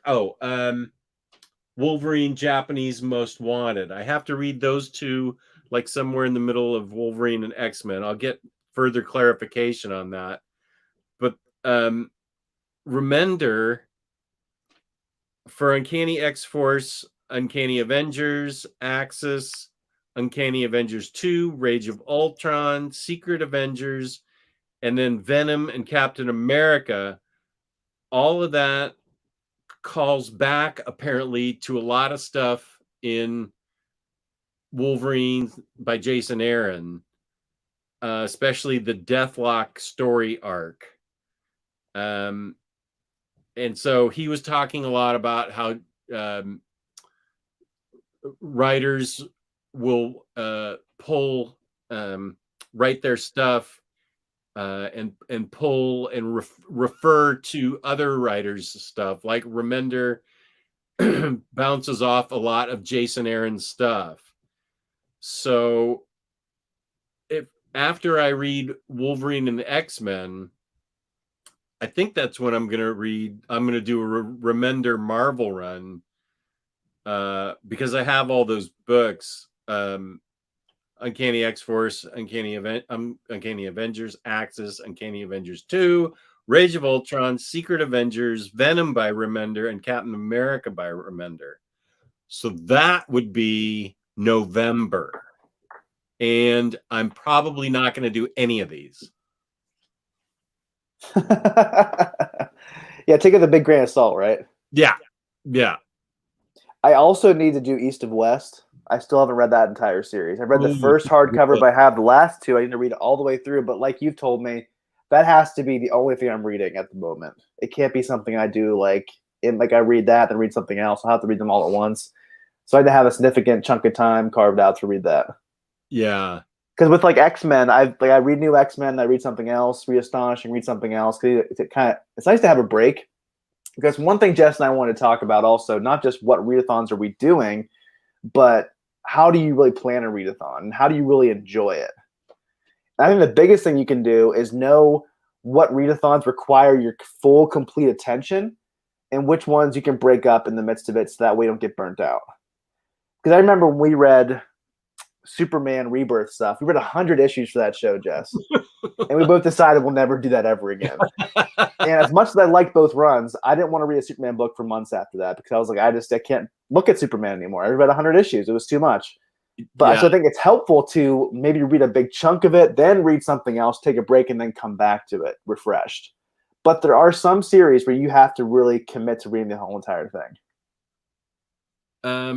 Have you ever started something and not liked it and stopped? I'm sure I have. Can you think of an example? I probably got rid of it, so I probably don't even know. I couldn't finish Unknown Soldier. Yeah, I think your big thing was it wasn't that you thought it was a bad book, it was just too intense for you. Yeah. I think you would say it's a well-written and well-drawn book. It was just too real life for you. Is that correct? Yes. Yeah. I'm trying to think. There's probably some books I have in my stack in the other room to get rid of. I can't think of off the top of my head that I don't love. But I can't think of many readathons. I usually try to limit my blind buys. I usually try to pick books I know I'm going to like or have been recommended by people that I trust. Yeah. Yeah. Well, yeah, that's the whole thing about our show. That's why we're here, to recommend what we like and hope that the viewers like it too. Here's a good one. I have these books. I have big, fat, chunky trades, and I love Brian Wood's writing. I want to read this Rebels book that Taylor's talking about. I do have to read Northlanders. They are beautiful, chunky trades. I dig those. So those are books that are hard to get now, and I can't really find all of them. Oh, really? Northlanders? Yeah. I mean, they're out of print, I think. At least a decent chunk of them are. Oh, son of a gun. There's 3 of them, I think. 3 big, chunky, complete collections, but I can't really find them all. I'm sure if I looked really hard, I could probably find them, but I just haven't found them for a price that I was really excited about. Huh. I didn't know. That is a great feeling, though, when you find an out-of-print series, you finally have it all collected. Oh, you found it for that's always a great feeling. Yeah. Super Laugh Hard. It's taken me about 9 months to read the first 23 years of Judge Dredd. It hasn't gotten stale because the stories traverse many genres, which keeps it fresh. Nice. That is very nice. I agree with that about the Judge Dredd that I've read. I have not read the first 23 years, though. That's a lot of stuff. That's huge. Do you still have another Dredd video to do, or did you do all the ones you wanted to do? I have 2 more to do. Okay. I couldn't remember what you wanted to do. Yeah. Well, I've had so many pain incidents that it screwed up my life. And these live ones are easier for me to do than solo ones. So once I get the pain figured out, I'll be able to put out more videos. Yeah, I was just happy we could do a show together finally after a long time, after a long hiatus. Right. El Denver says, I usually stop reading something because I see something shiny. Then a year later, I wonder why I didn't finish it.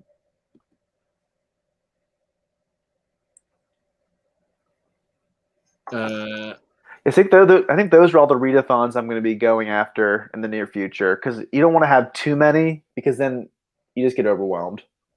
Yeah, I feel overwhelmed right now just thinking about it. So what am I doing? I'm going to finish Astonishing X-Men, but I'm going to hold off on X-Force till after I read. Wait, I'm reading Cap by Brubaker, then Wolverine, then Remender's Marvel work.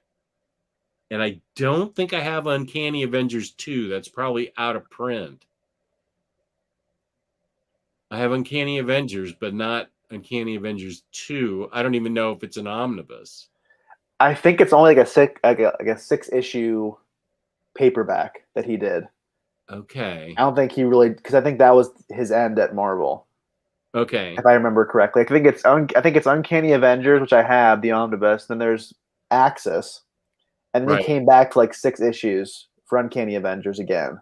Okay. So it's not in the omnibus though. Okay. I do need to read that because apparently it's really tied into Uncanny X-Force. Right. Yeah, that's what Riley was saying. So I do need to read that. I'm probably not going to pick up Axis and buy it because I've heard a lot of bad things about it, but it is on Hoopla. So I'll probably read the Uncanny Avengers omnibus and then read Axis on Hoopla. Right. I'll do that too. Because it's kind of not an X-Men book. There's X-Men on the team, but it's kind of a mixture. Because I think Wolverine's on the team. I think Rogue is on the team. But I think a lot of the other ones are X-Men or Avengers. Thank you, Johnny. That's very kind of you. Really appreciate it. 1904 comics. I just started Cap about halfway done with the first Omni. And Farhan wants to do a Sandman readathon. That is something I need to do. I need to reread it. Well, that's a good point, Jess, of how do you balance reading something for the first time versus rereading something? Because I feel like this year I've done a lot of rereading of stuff that I love and I haven't read in a long time. Because I feel like there's no point for me to have a collection if I don't reread stuff. Right. And so I'm trying to balance that really well. Do you feel like you've been finding a good balance between those two things, or do you think you still struggle with that? Because I'm trying to do better with that. That is a really good question because I have found myself rereading a lot of stuff this year. Probably because I don't want to put words in your mouth, but I feel like whenever we go through a hard time, rereading old stuff that we know we love and we have nostalgia for kind of fills us with a sense of peace. And it kind of gives us a sense of, I don't know, just relief in some way. Because like, there's some movies that we go back to because we know we love them. We know they'll make us feel a certain way. So sometimes if I'm going through a hard time or I'm struggling with something, certain books I can go to I know will make me feel better. Or I know that I'm going to get something enjoyable out of this. Because a new book is always, it's a risk. Am I going to like it or am I not going to like it? Sometimes it's nice to go to books that you know you're going to love. Yeah. Yeah, that's a good point. Maybe that's why I've done so much rereading, because this year has really been tough. Huh. I am impulsive. I'll just look around or somebody will say something and I'll go, okay, I'll read that. I don't, like I said, I don't, in my text to you, I don't really have a plan. Dogstar says, that is well said, Taylor. You're like the Joker from The Dark Knight. Do I look like someone with a plan? A very special episode of OmniDog. Yeah, we've gotten to a lot of different interesting places in this episode. Yeah, I have been down a lot this year and last year. It's been a very hard period for me from May of last year till now. And I have done a lot of rereading. I have not watched much television. Except during the 2 weeks of OmniDog. Right. I have watched a lot of animated adventures of Batman. I'm on the 2nd season. I find relief in those. I usually watch those in the morning on my iPad, and those are very soothing for me to watch, especially episodes with like Batgirl or Catwoman, characters that I really dig. I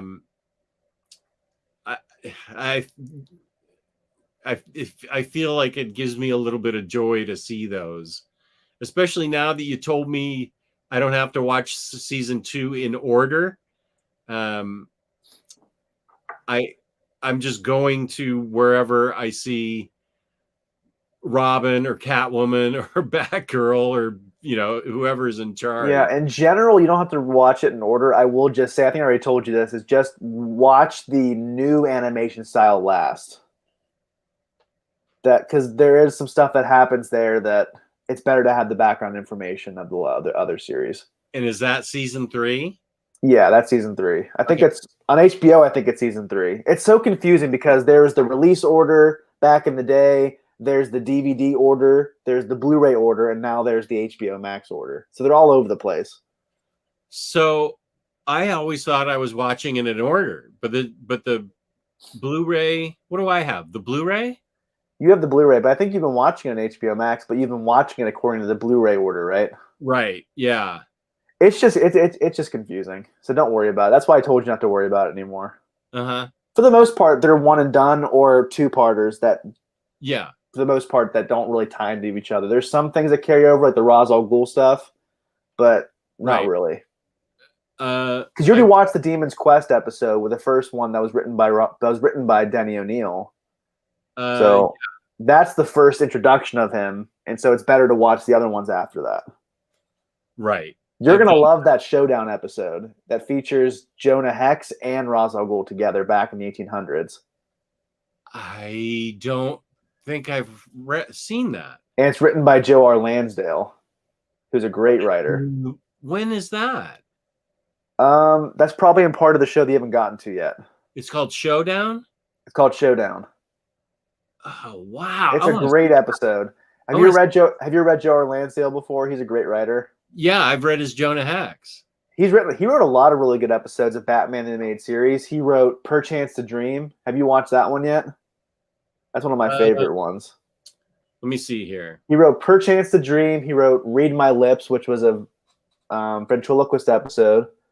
And he also wrote Showdown. And he wrote another episode in the last season called Critters. Man, if I could just fill my mind with other more useful information than who wrote certain episodes of Batman animated series, maybe my life would be even better. I did see Perchance to Dream. That was episode 30. Wasn't that a great episode?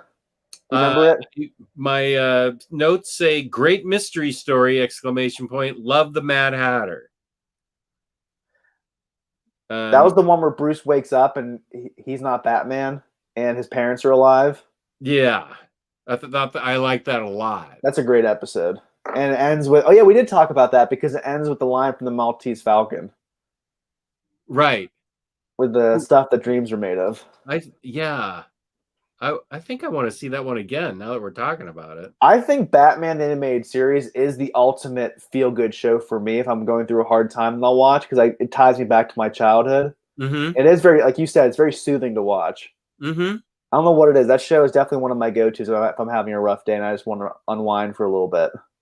And I don't have any ties to it like you do. Well, that just speaks to how well written it is and how well animated it is, how well voice acted it is. Right. I think it's impressive for anyone, regardless of your age and regardless of your interaction with it. So this is why I'm so excited to do this future episode at some point. It's definitely going to happen because I am totally enjoying it. Johnny says one of my favorite books is Superman and Shazam First Thunder. I still think Jess would appreciate that one as well.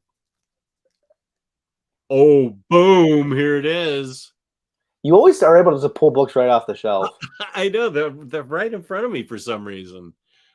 Johnny, I will definitely read this if it's a feel-good book. I love the sound of it already if it's one of your feel-goods. You might be the reason I got this. Maybe you are the one that recommended it. We did do that show at the beginning of the pandemic about our favorite feel-good books from Marvel and then one about DC. And I remember my mood now is so different than my mood when we did that video. I was genuinely panicked when we did that video. I was very panicked. I think that's why we did it, just to help everybody else figure out some books they could read to feel better. It didn't make me feel better. I hope it made somebody else feel better. I was flipped out. I think we did it in April or May. Those 2 months. I think, yeah, probably. But the cool thing I think we've heard a lot over this year is that our show has helped people to be distracted and feel better, which is probably the biggest compliment we can get. I agree. We're just two nerds who like to talk about comics, and somehow people connect to that and they really enjoy it and they find some distraction and relief. So that's the reason why we keep the show going. Yeah. Yeah, you're 100%. If we can help somebody. Now, this is interesting. I am looking forward to the Blu-rays of Superman, the animated series. I hope that is as extravagant as the Batman pack. I think you'll really enjoy it. I still like Batman better, but I'm excited to have all those Blu-rays in my collection, even though I have HBO Max, because who knows what's going to happen someday. Someday it may not be there. So I'm happy to have the Blu-rays, and all the sets look really good together. And I think you're just going to love everything, Jess. It's all good. Superman, Justice League Unlimited, it's all great stuff. Even though I think Batman Beyond, you have a lot of great stuff ahead of you, Jess. I'm very excited about the animated universe of DC. You need to have like a 30 minutes every morning be your animated series time, because it's a lot of good stuff. I think that's probably going to replace reading the newspaper for me, because the newspaper is just nothing but bad news, and I just read the comics and the sports section. So instead of reading the newspaper, I should just watch DC animated universe. You could finish all these shows in like a year if you watch one a day in the morning. Yeah. And that's when you tend to feel the best, usually. Right. So you wake up and watch one. It's obviously your life. You can do whatever you want, but that sounds like a great way to spend your morning, 30 minutes. Right. I like that idea a lot. Hayden asked me a question about Superman, the animated series. I think it's well worth your time, Hayden. As someone who wasn't a huge Superman fan, even as a kid, I always tell this story. I would run home after school from the bus, because every single day they would alternate between Batman the animated series and Superman the animated series. And I would run home hoping it'd be Batman, and sometimes it'd be Superman. I'd be disappointed, but I'd still watch it because I still really enjoyed it. But I like Batman better. I'm someone who just started loving Superman last year and getting really into his character. So I think Superman is a character a lot of people have a hard time with. But if you watch some of his best shows and movies, and if you read some of his best comics, I think you'd truly enjoy him as a character. I think he's a lot more relatable than people think he is. Well said. In some ways, he's more relatable than Batman is, because not all of us were billionaires growing up, but we've all felt alienated. We all felt like we're on the outside. We've all felt weird. And that's how Clark felt growing up. So I think he has a lot to say about the human condition. Wow, that's interesting. Here's a question for you. Yeah, so for some reason, the Blu-ray doesn't contain Mystery of the Batwoman, but it does contain Sub-Zero and Mask of the Phantasm. But that's all for the best, because Mystery of the Batwoman isn't a very good movie. But Mask of the Phantasm is one of my favorite superhero movies of all time, and Sub-Zero is also really good. I know I've seen Mask of the Phantasm. Have I seen Sub-Zero? I don't think you have. It's included in your Blu-ray set. It's also on HBO Max. Okay. You can watch it. You can watch it later. Mask of the Phantasm was one of the first things we did. I'll say this: watch Sub-Zero before the new animation style, the final season, because that was the last movie made before the new animation style. Okay.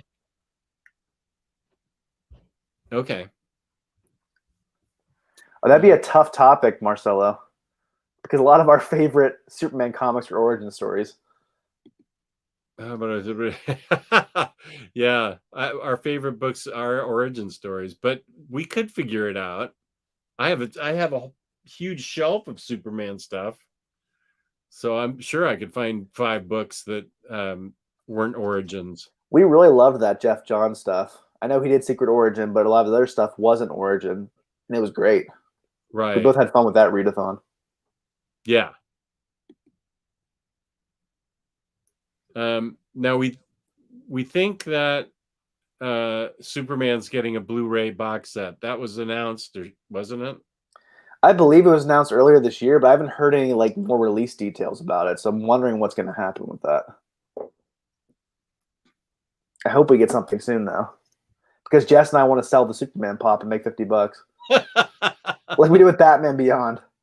We pretty much paid for our box sets by selling the pop that came with it. Yeah, I have Batman Beyond and Batman the animated series.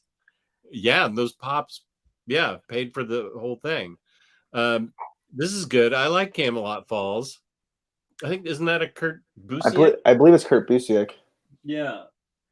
Man, it's hard to think of anybody who gets superheroes more than these three guys: Mark Waid, Kurt Busiek, and Jeff Johns. Yeah. Those are guys who just get DC heroes to a T, or even just superheroes in general. Yeah, it is Busiek. I thought so. Okay, good. That's a good suggestion. I hope they do some re-releases of Astro City because I want to get that series. Oh yeah, that's so good. Who owns the rights now? Do you know? Is it DC or is it Image? Do you know who owns them? That's a good question. I don't know. Because it's like it's all the editions you have are like a bunch of different publishers, right? At least like 3. Oh yeah, yeah. Especially the first 6, 7 books are all different publishers.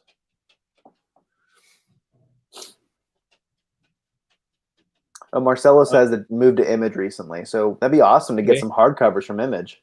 So it's Image. Ooh, Jess, that'd be. Would you upgrade for hardcovers from Image? You mean oversize? Yeah.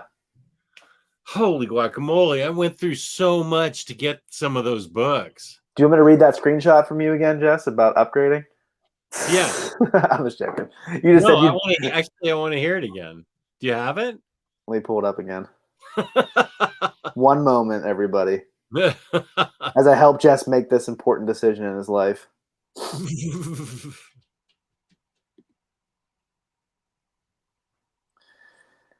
I'm surprised you're upgrading.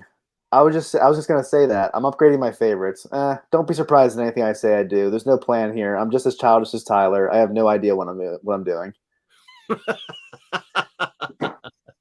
So that should lead you to buy Astro City in oversized if it ever comes out. That'd probably be a bunch of hardcovers, though, right? That'd probably be at least like 5 or 6 hardcovers, right? Oh, if they combine, yeah, things, or even more than that. Gosh, they're up to like 17 and 19 books. Oh, it could be like 10 then. Oh, okay. I will say this: if he goes Remender size, I would do it. Does anybody else really do that at Image though, besides Remender? I don't think so.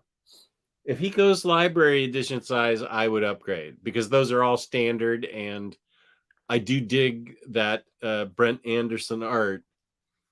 I love that series.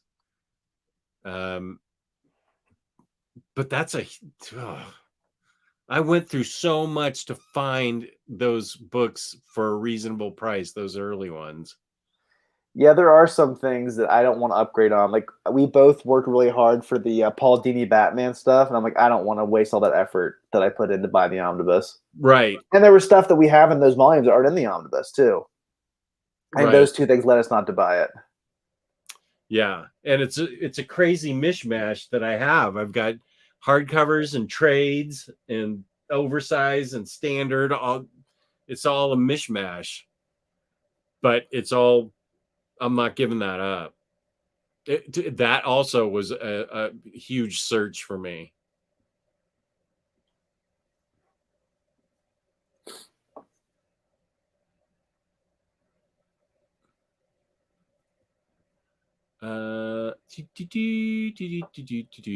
Astro City is only doing digital right now.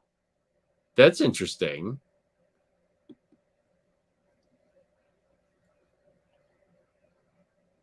Maybe someday they'll do a physical copies. I would think so, yeah. Jess could help with the Astro City reading order. Sure. I don't know the answer to this question. Is the unauthorized biography of Lex Luthor by Hudnall and Barreto still available? I would have to go to Amazon and check for you.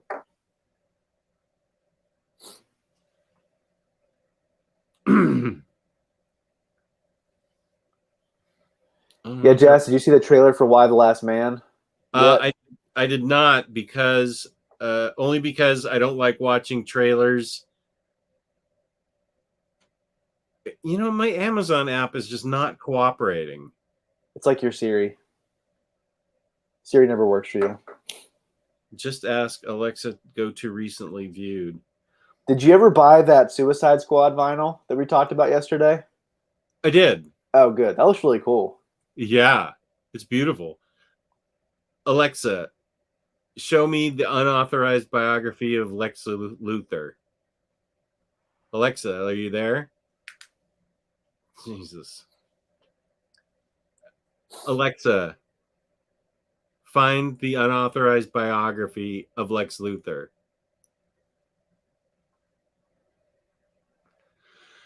I hate this thing. I can't even get something's wrong with this app. I should get rid of it and reload it. I'm sorry, Lars. I don't know. My phone's not working right. Well, Wait. That was 2 minutes of my life I'll never get back. Jess getting mad about his Amazon app and talking about it. Okay, wait. Here's Amazon right here on my tab. Unfuck yourself, book. What? Man, this should have been weird but great. Biography.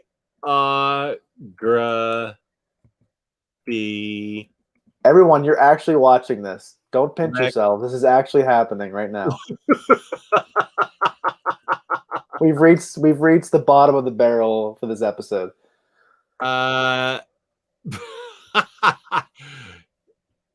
Paperback. Whoa, no, it is not in print. Wow. How much is it selling for? On Amazon, it's selling for $93. Oh gosh. Sounds like My White Whale, which Jess knows about. Oh, Punisher? Yeah, Punisher Noir and Wonder Woman by Gail Simone. What one by Gail Simone? Wonder Woman. Remember how quick that sold out? That sold out in like 5 minutes back in March of last year, I think. That was the name of the book, Farhan. When I put in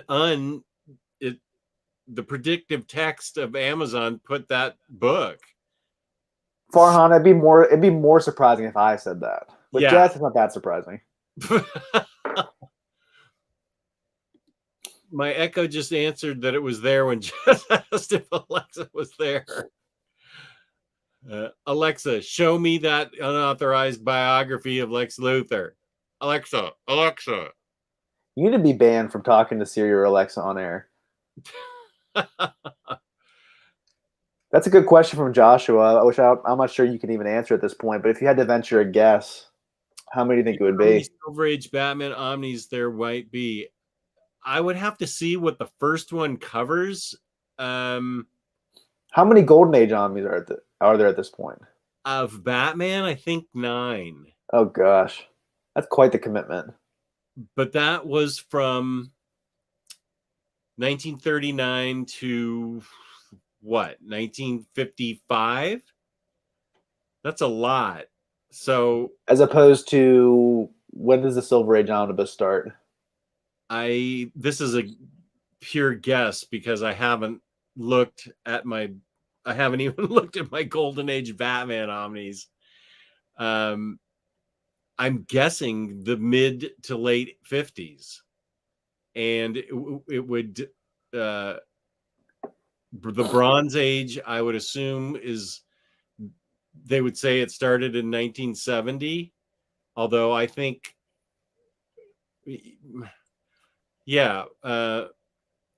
so it would go from 55 to 70, so that's 15 years. And it was about 15 years, of Golden Age. So 9 Silver Age Batman Omnis. Jeez, that's a lot. I'm predicting. That's a lot of stuff. We could finally get like the first 3 Bronze Age is what I'm waiting for.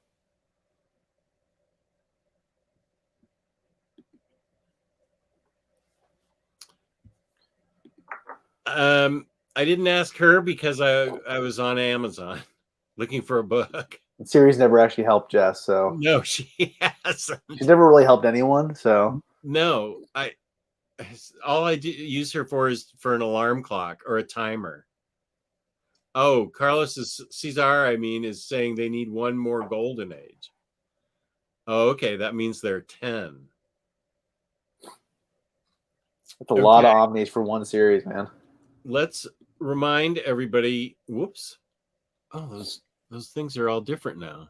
About DyingBreedCollectors.com, our sponsor, where you can get 10% off all Marvel books throughout the month of August with the code OmniDog. 10% off at dyingbreedcollectors.com. We're going to put that in our Instagrams and everything. So go to dyingbreedcollectors.com. 10% off all Marvel. He has a lot of Marvel. A lot of Marvel. And you get 10% off using that dopey name that somebody came up with. I don't. And someday, Taylor, not Tyler. Right. That will someday, but that is not this day. This day is OmniDog. I don't remember who came up with that name. It wasn't me. What, OmniDog? Yeah. Well, I was probably in the group at some point 6 years ago or something. It was, because I used to be Jazzy Jazz. OmniDog's better. Oh, yeah. That one stuck immediately. Jazzy Jazz sounds like you're Ron Burgundy playing the jazz flute in Anchorman. That's what I think of. Under the stall playing the jazz flute, stepping on people's plates and cups. Yeah, OmniDog stuck immediately. Jazzy never really. Now that's a feel-good movie to watch when you're down in the dumps. Anchorman? Yeah. Or Step Brothers. I love both of them.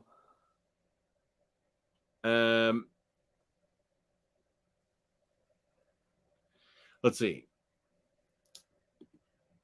Batman Golden Age onlys are the line that the Conan Omni buyers take inspiration from. I read recently that the Bronze Age started when Kirby went over to DC. Okay, that's interesting. It's kind of a gray area. People say it started with Green Lantern 76 and Conan #1, which I think was 1970. And then somebody's now saying it's when Kirby went to DC, so it's kind of mushy in there, as opposed to when the Silver Age started. Boom, Flash, Silver Age Flash when he started, like in 1954 or whenever that was. Yeah, it's not like they said, and now the Golden Age is over. Now it's a Silver Age. It's kind of more retrospectively trying to figure out when those things started. In Showcase 4, that's when Flash started.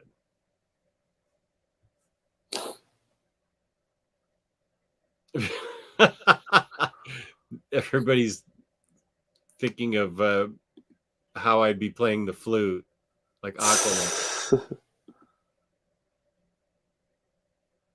Okay, so are we still? We still have viewers. Do you want to keep going, or? I think I'm ready to wrap it up for the night. Okay. Does anybody have any last-minute questions that you'd like us to ask? We are passionate about comics, but we don't have all the answers. But we want to help you find good books to read. Well, don't say that. We have all the answers here, Jess. Okay, we have all the answers because the Minister of Comics knows everything. Actually, Minister of Comics gives good advice. The Dark Minister gives dark advice that's still valid. Right.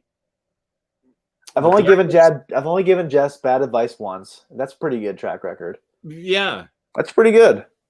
2 years of friendship, one piece of bad advice. Not too bad. That was a terrible piece of advice, though. Well, you took it, so that's also your fault. So it's on me. Yeah. I don't make your choices for you. Jess, have you read Harley Quinn animated series, the Eat, Bang, Kill Tour #1 comic? No, I have not. It's brand new, James. I will read it digitally. Maybe it's on Hoopla. Eat, Bang, Kill Tour. That sounds awesome. Yes, he did advise me to get Deja Thoris. I wish that was a bad piece of advice I'd given him. New 52 Villains Omni, yay or nay? Nay. Nay. That's like the lame ones of like the new 52 omnibus of the first issues. No thanks. Or the Rebirth omnibus. No way. Right. Are you guys as annoyed about the new Marvel omnibus spines as everyone else seems to be? I'm not, because I'm not buying those omnibuses, and it seems like just to be older stuff, which I'm not as interested in. So it doesn't really bug me, but I could see why it annoys people, because usually that's a DC thing, not a Marvel thing to do.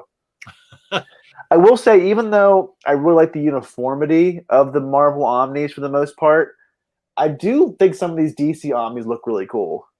Just like the different colors and everything. So I don't know. Whatever. I'm not upset about it because I'm not buying those Omnis. I am buying a lot of them, and I didn't even notice, but I can see why people are upset. But it doesn't bother me. I didn't even notice until somebody said it. I'm looking at the Defenders right now, very small, with a picture on the spine, which looks different. I get it if people are upset, but it doesn't bother me. Jess, did you get those arch? Damn it, I forgot. Where was that, Dog Stars? I utterly flaked on that. Where was that where they were on sale? Lloyd, yeah, we had a show not too long ago where we reviewed the 3rd volume of Earth 1 and Batman's Grave. Yeah. Yeah, that was a month or so ago. Yeah. Maybe a month and a half ago. Yeah, we read it and we reviewed it. So go back and watch that video. It's a short pre-recorded episode, so you can watch it pretty quickly. Yeah, it's only like 40 minutes long. We could spoil it here, but why do that when you can go give us another view? Carl N being a nice guy. Just wanted to say, I hope things are going well for you. Thank you. I feel pretty good right now. It's a hour-to-hour thing, so I really appreciate it, Carl. Thank you very much. Crashline, which Wolverine Volume 2 cover did you go with? Did you even get it? I didn't know. Okay, I got the Jim Lee cover. That's a cool cover, though. I know what it looks like. Yeah, it is cool. Whoops. Omar is all about reprints. Jess is about actual prints. Classic Coke, new Coke. Great comparison. Your thoughts on Matt Wagner's Grendel? I read it back when it was coming out in floppies, and I remember enjoying it. I never read it. I thought it was really good when I read it, but I haven't looked for collected editions of it. But I'm not the biggest fan of Matt Wagner's art. You are not? I'm not the biggest fan of his art. It's an acquired taste, yeah. It's not a taste that I've acquired, kind of like mussels or clams. Oh, mussels. Ugh. Ugh. I love seafood, but those are 2 things I won't touch. Mussels. I don't like oysters either. I just don't like any of that stuff. No. I love shrimp. I love fried fish. I love like swordfish. You ever had a good swordfish, Jess? Yeah. That's really good. Right. But that stuff I stay away from. Oysters, mussels, clams. Oh, especially if they're raw. Holy guacamole. How can people eat raw mussels? They're like slugs. It is gross. Ugh. Oh. I'm glad we both agree on that. I'm going to vomit. Harley Quinn is on DCUI. I have that app. Okay. Good. Which year was the death of Gwen Stacy? Yeah, it's Gwen. Boy, that's a tough one for me. It's in the 70s. 1972. It's a guess. So it's worthless. It's a guess. It's worthless. 1972. I don't know. I'm worthless on that one. It was an amazing thing. I love Gwen Stacy. I will never stop loving Gwen Stacy, no matter what they do to her. She's still my favorite. I'm definitely someone who's a critic of the Andrew Garfield Spider-Man movies, but I did think him and Emma Stone had great chemistry as Peter and Gwen Stacy. I think anybody would have much more than Tobey Maguire and Kirsten Dunst. No. We were just talking about, I was on a show with Omar yesterday, and we were talking about that and about DC, and nothing has come up yet about anything Promethea, which is disappointing. Hi. Hey, Lucas. Okay. 1973. So I was a year off. Thank you, Marcelo. Do you guys read manga? Nope. Nope. Easy answer. Peace and love to those who do. I am not, I can't read it. Just like peace and love to you oyster eaters out there. Just not for us. Yeah. And peace and love to you muscle eaters. Whoa. What are you up to? Oh. Absolute Superman for tomorrow. It's half off. It's half off for a reason. The art is the good part and the writing is the bad part. So you're only getting half a good book. It's not Azzarello's best. It's okay. Half off? Yeah, that's okay. It's no Batman Damned. Fortunately, it's just okay. The art is fantastic. Well, I'm going to hop off and go say goodnight to my wife before she heads to bed. Oh, it's Taylor time. It's Taylor time. Best time of the day. I mean, no, it's not. And remember, dyingbreedcollectors.com, code OmniDog for 10% off. And thank you to the minister for being here. We appreciate it. Where can they find you on social media or whatever? They can find me on Instagram at Minister of Comics, where I post hauls, reviews, and toy photography. I just posted my Darth Maul picture the other day. That was a good one. My most liked post by far. It kind of blew up, so that was pretty cool. And so I'm really proud of that picture, and I hope to do at least one toy photography picture a week, including also doing hauls and reviews of comics.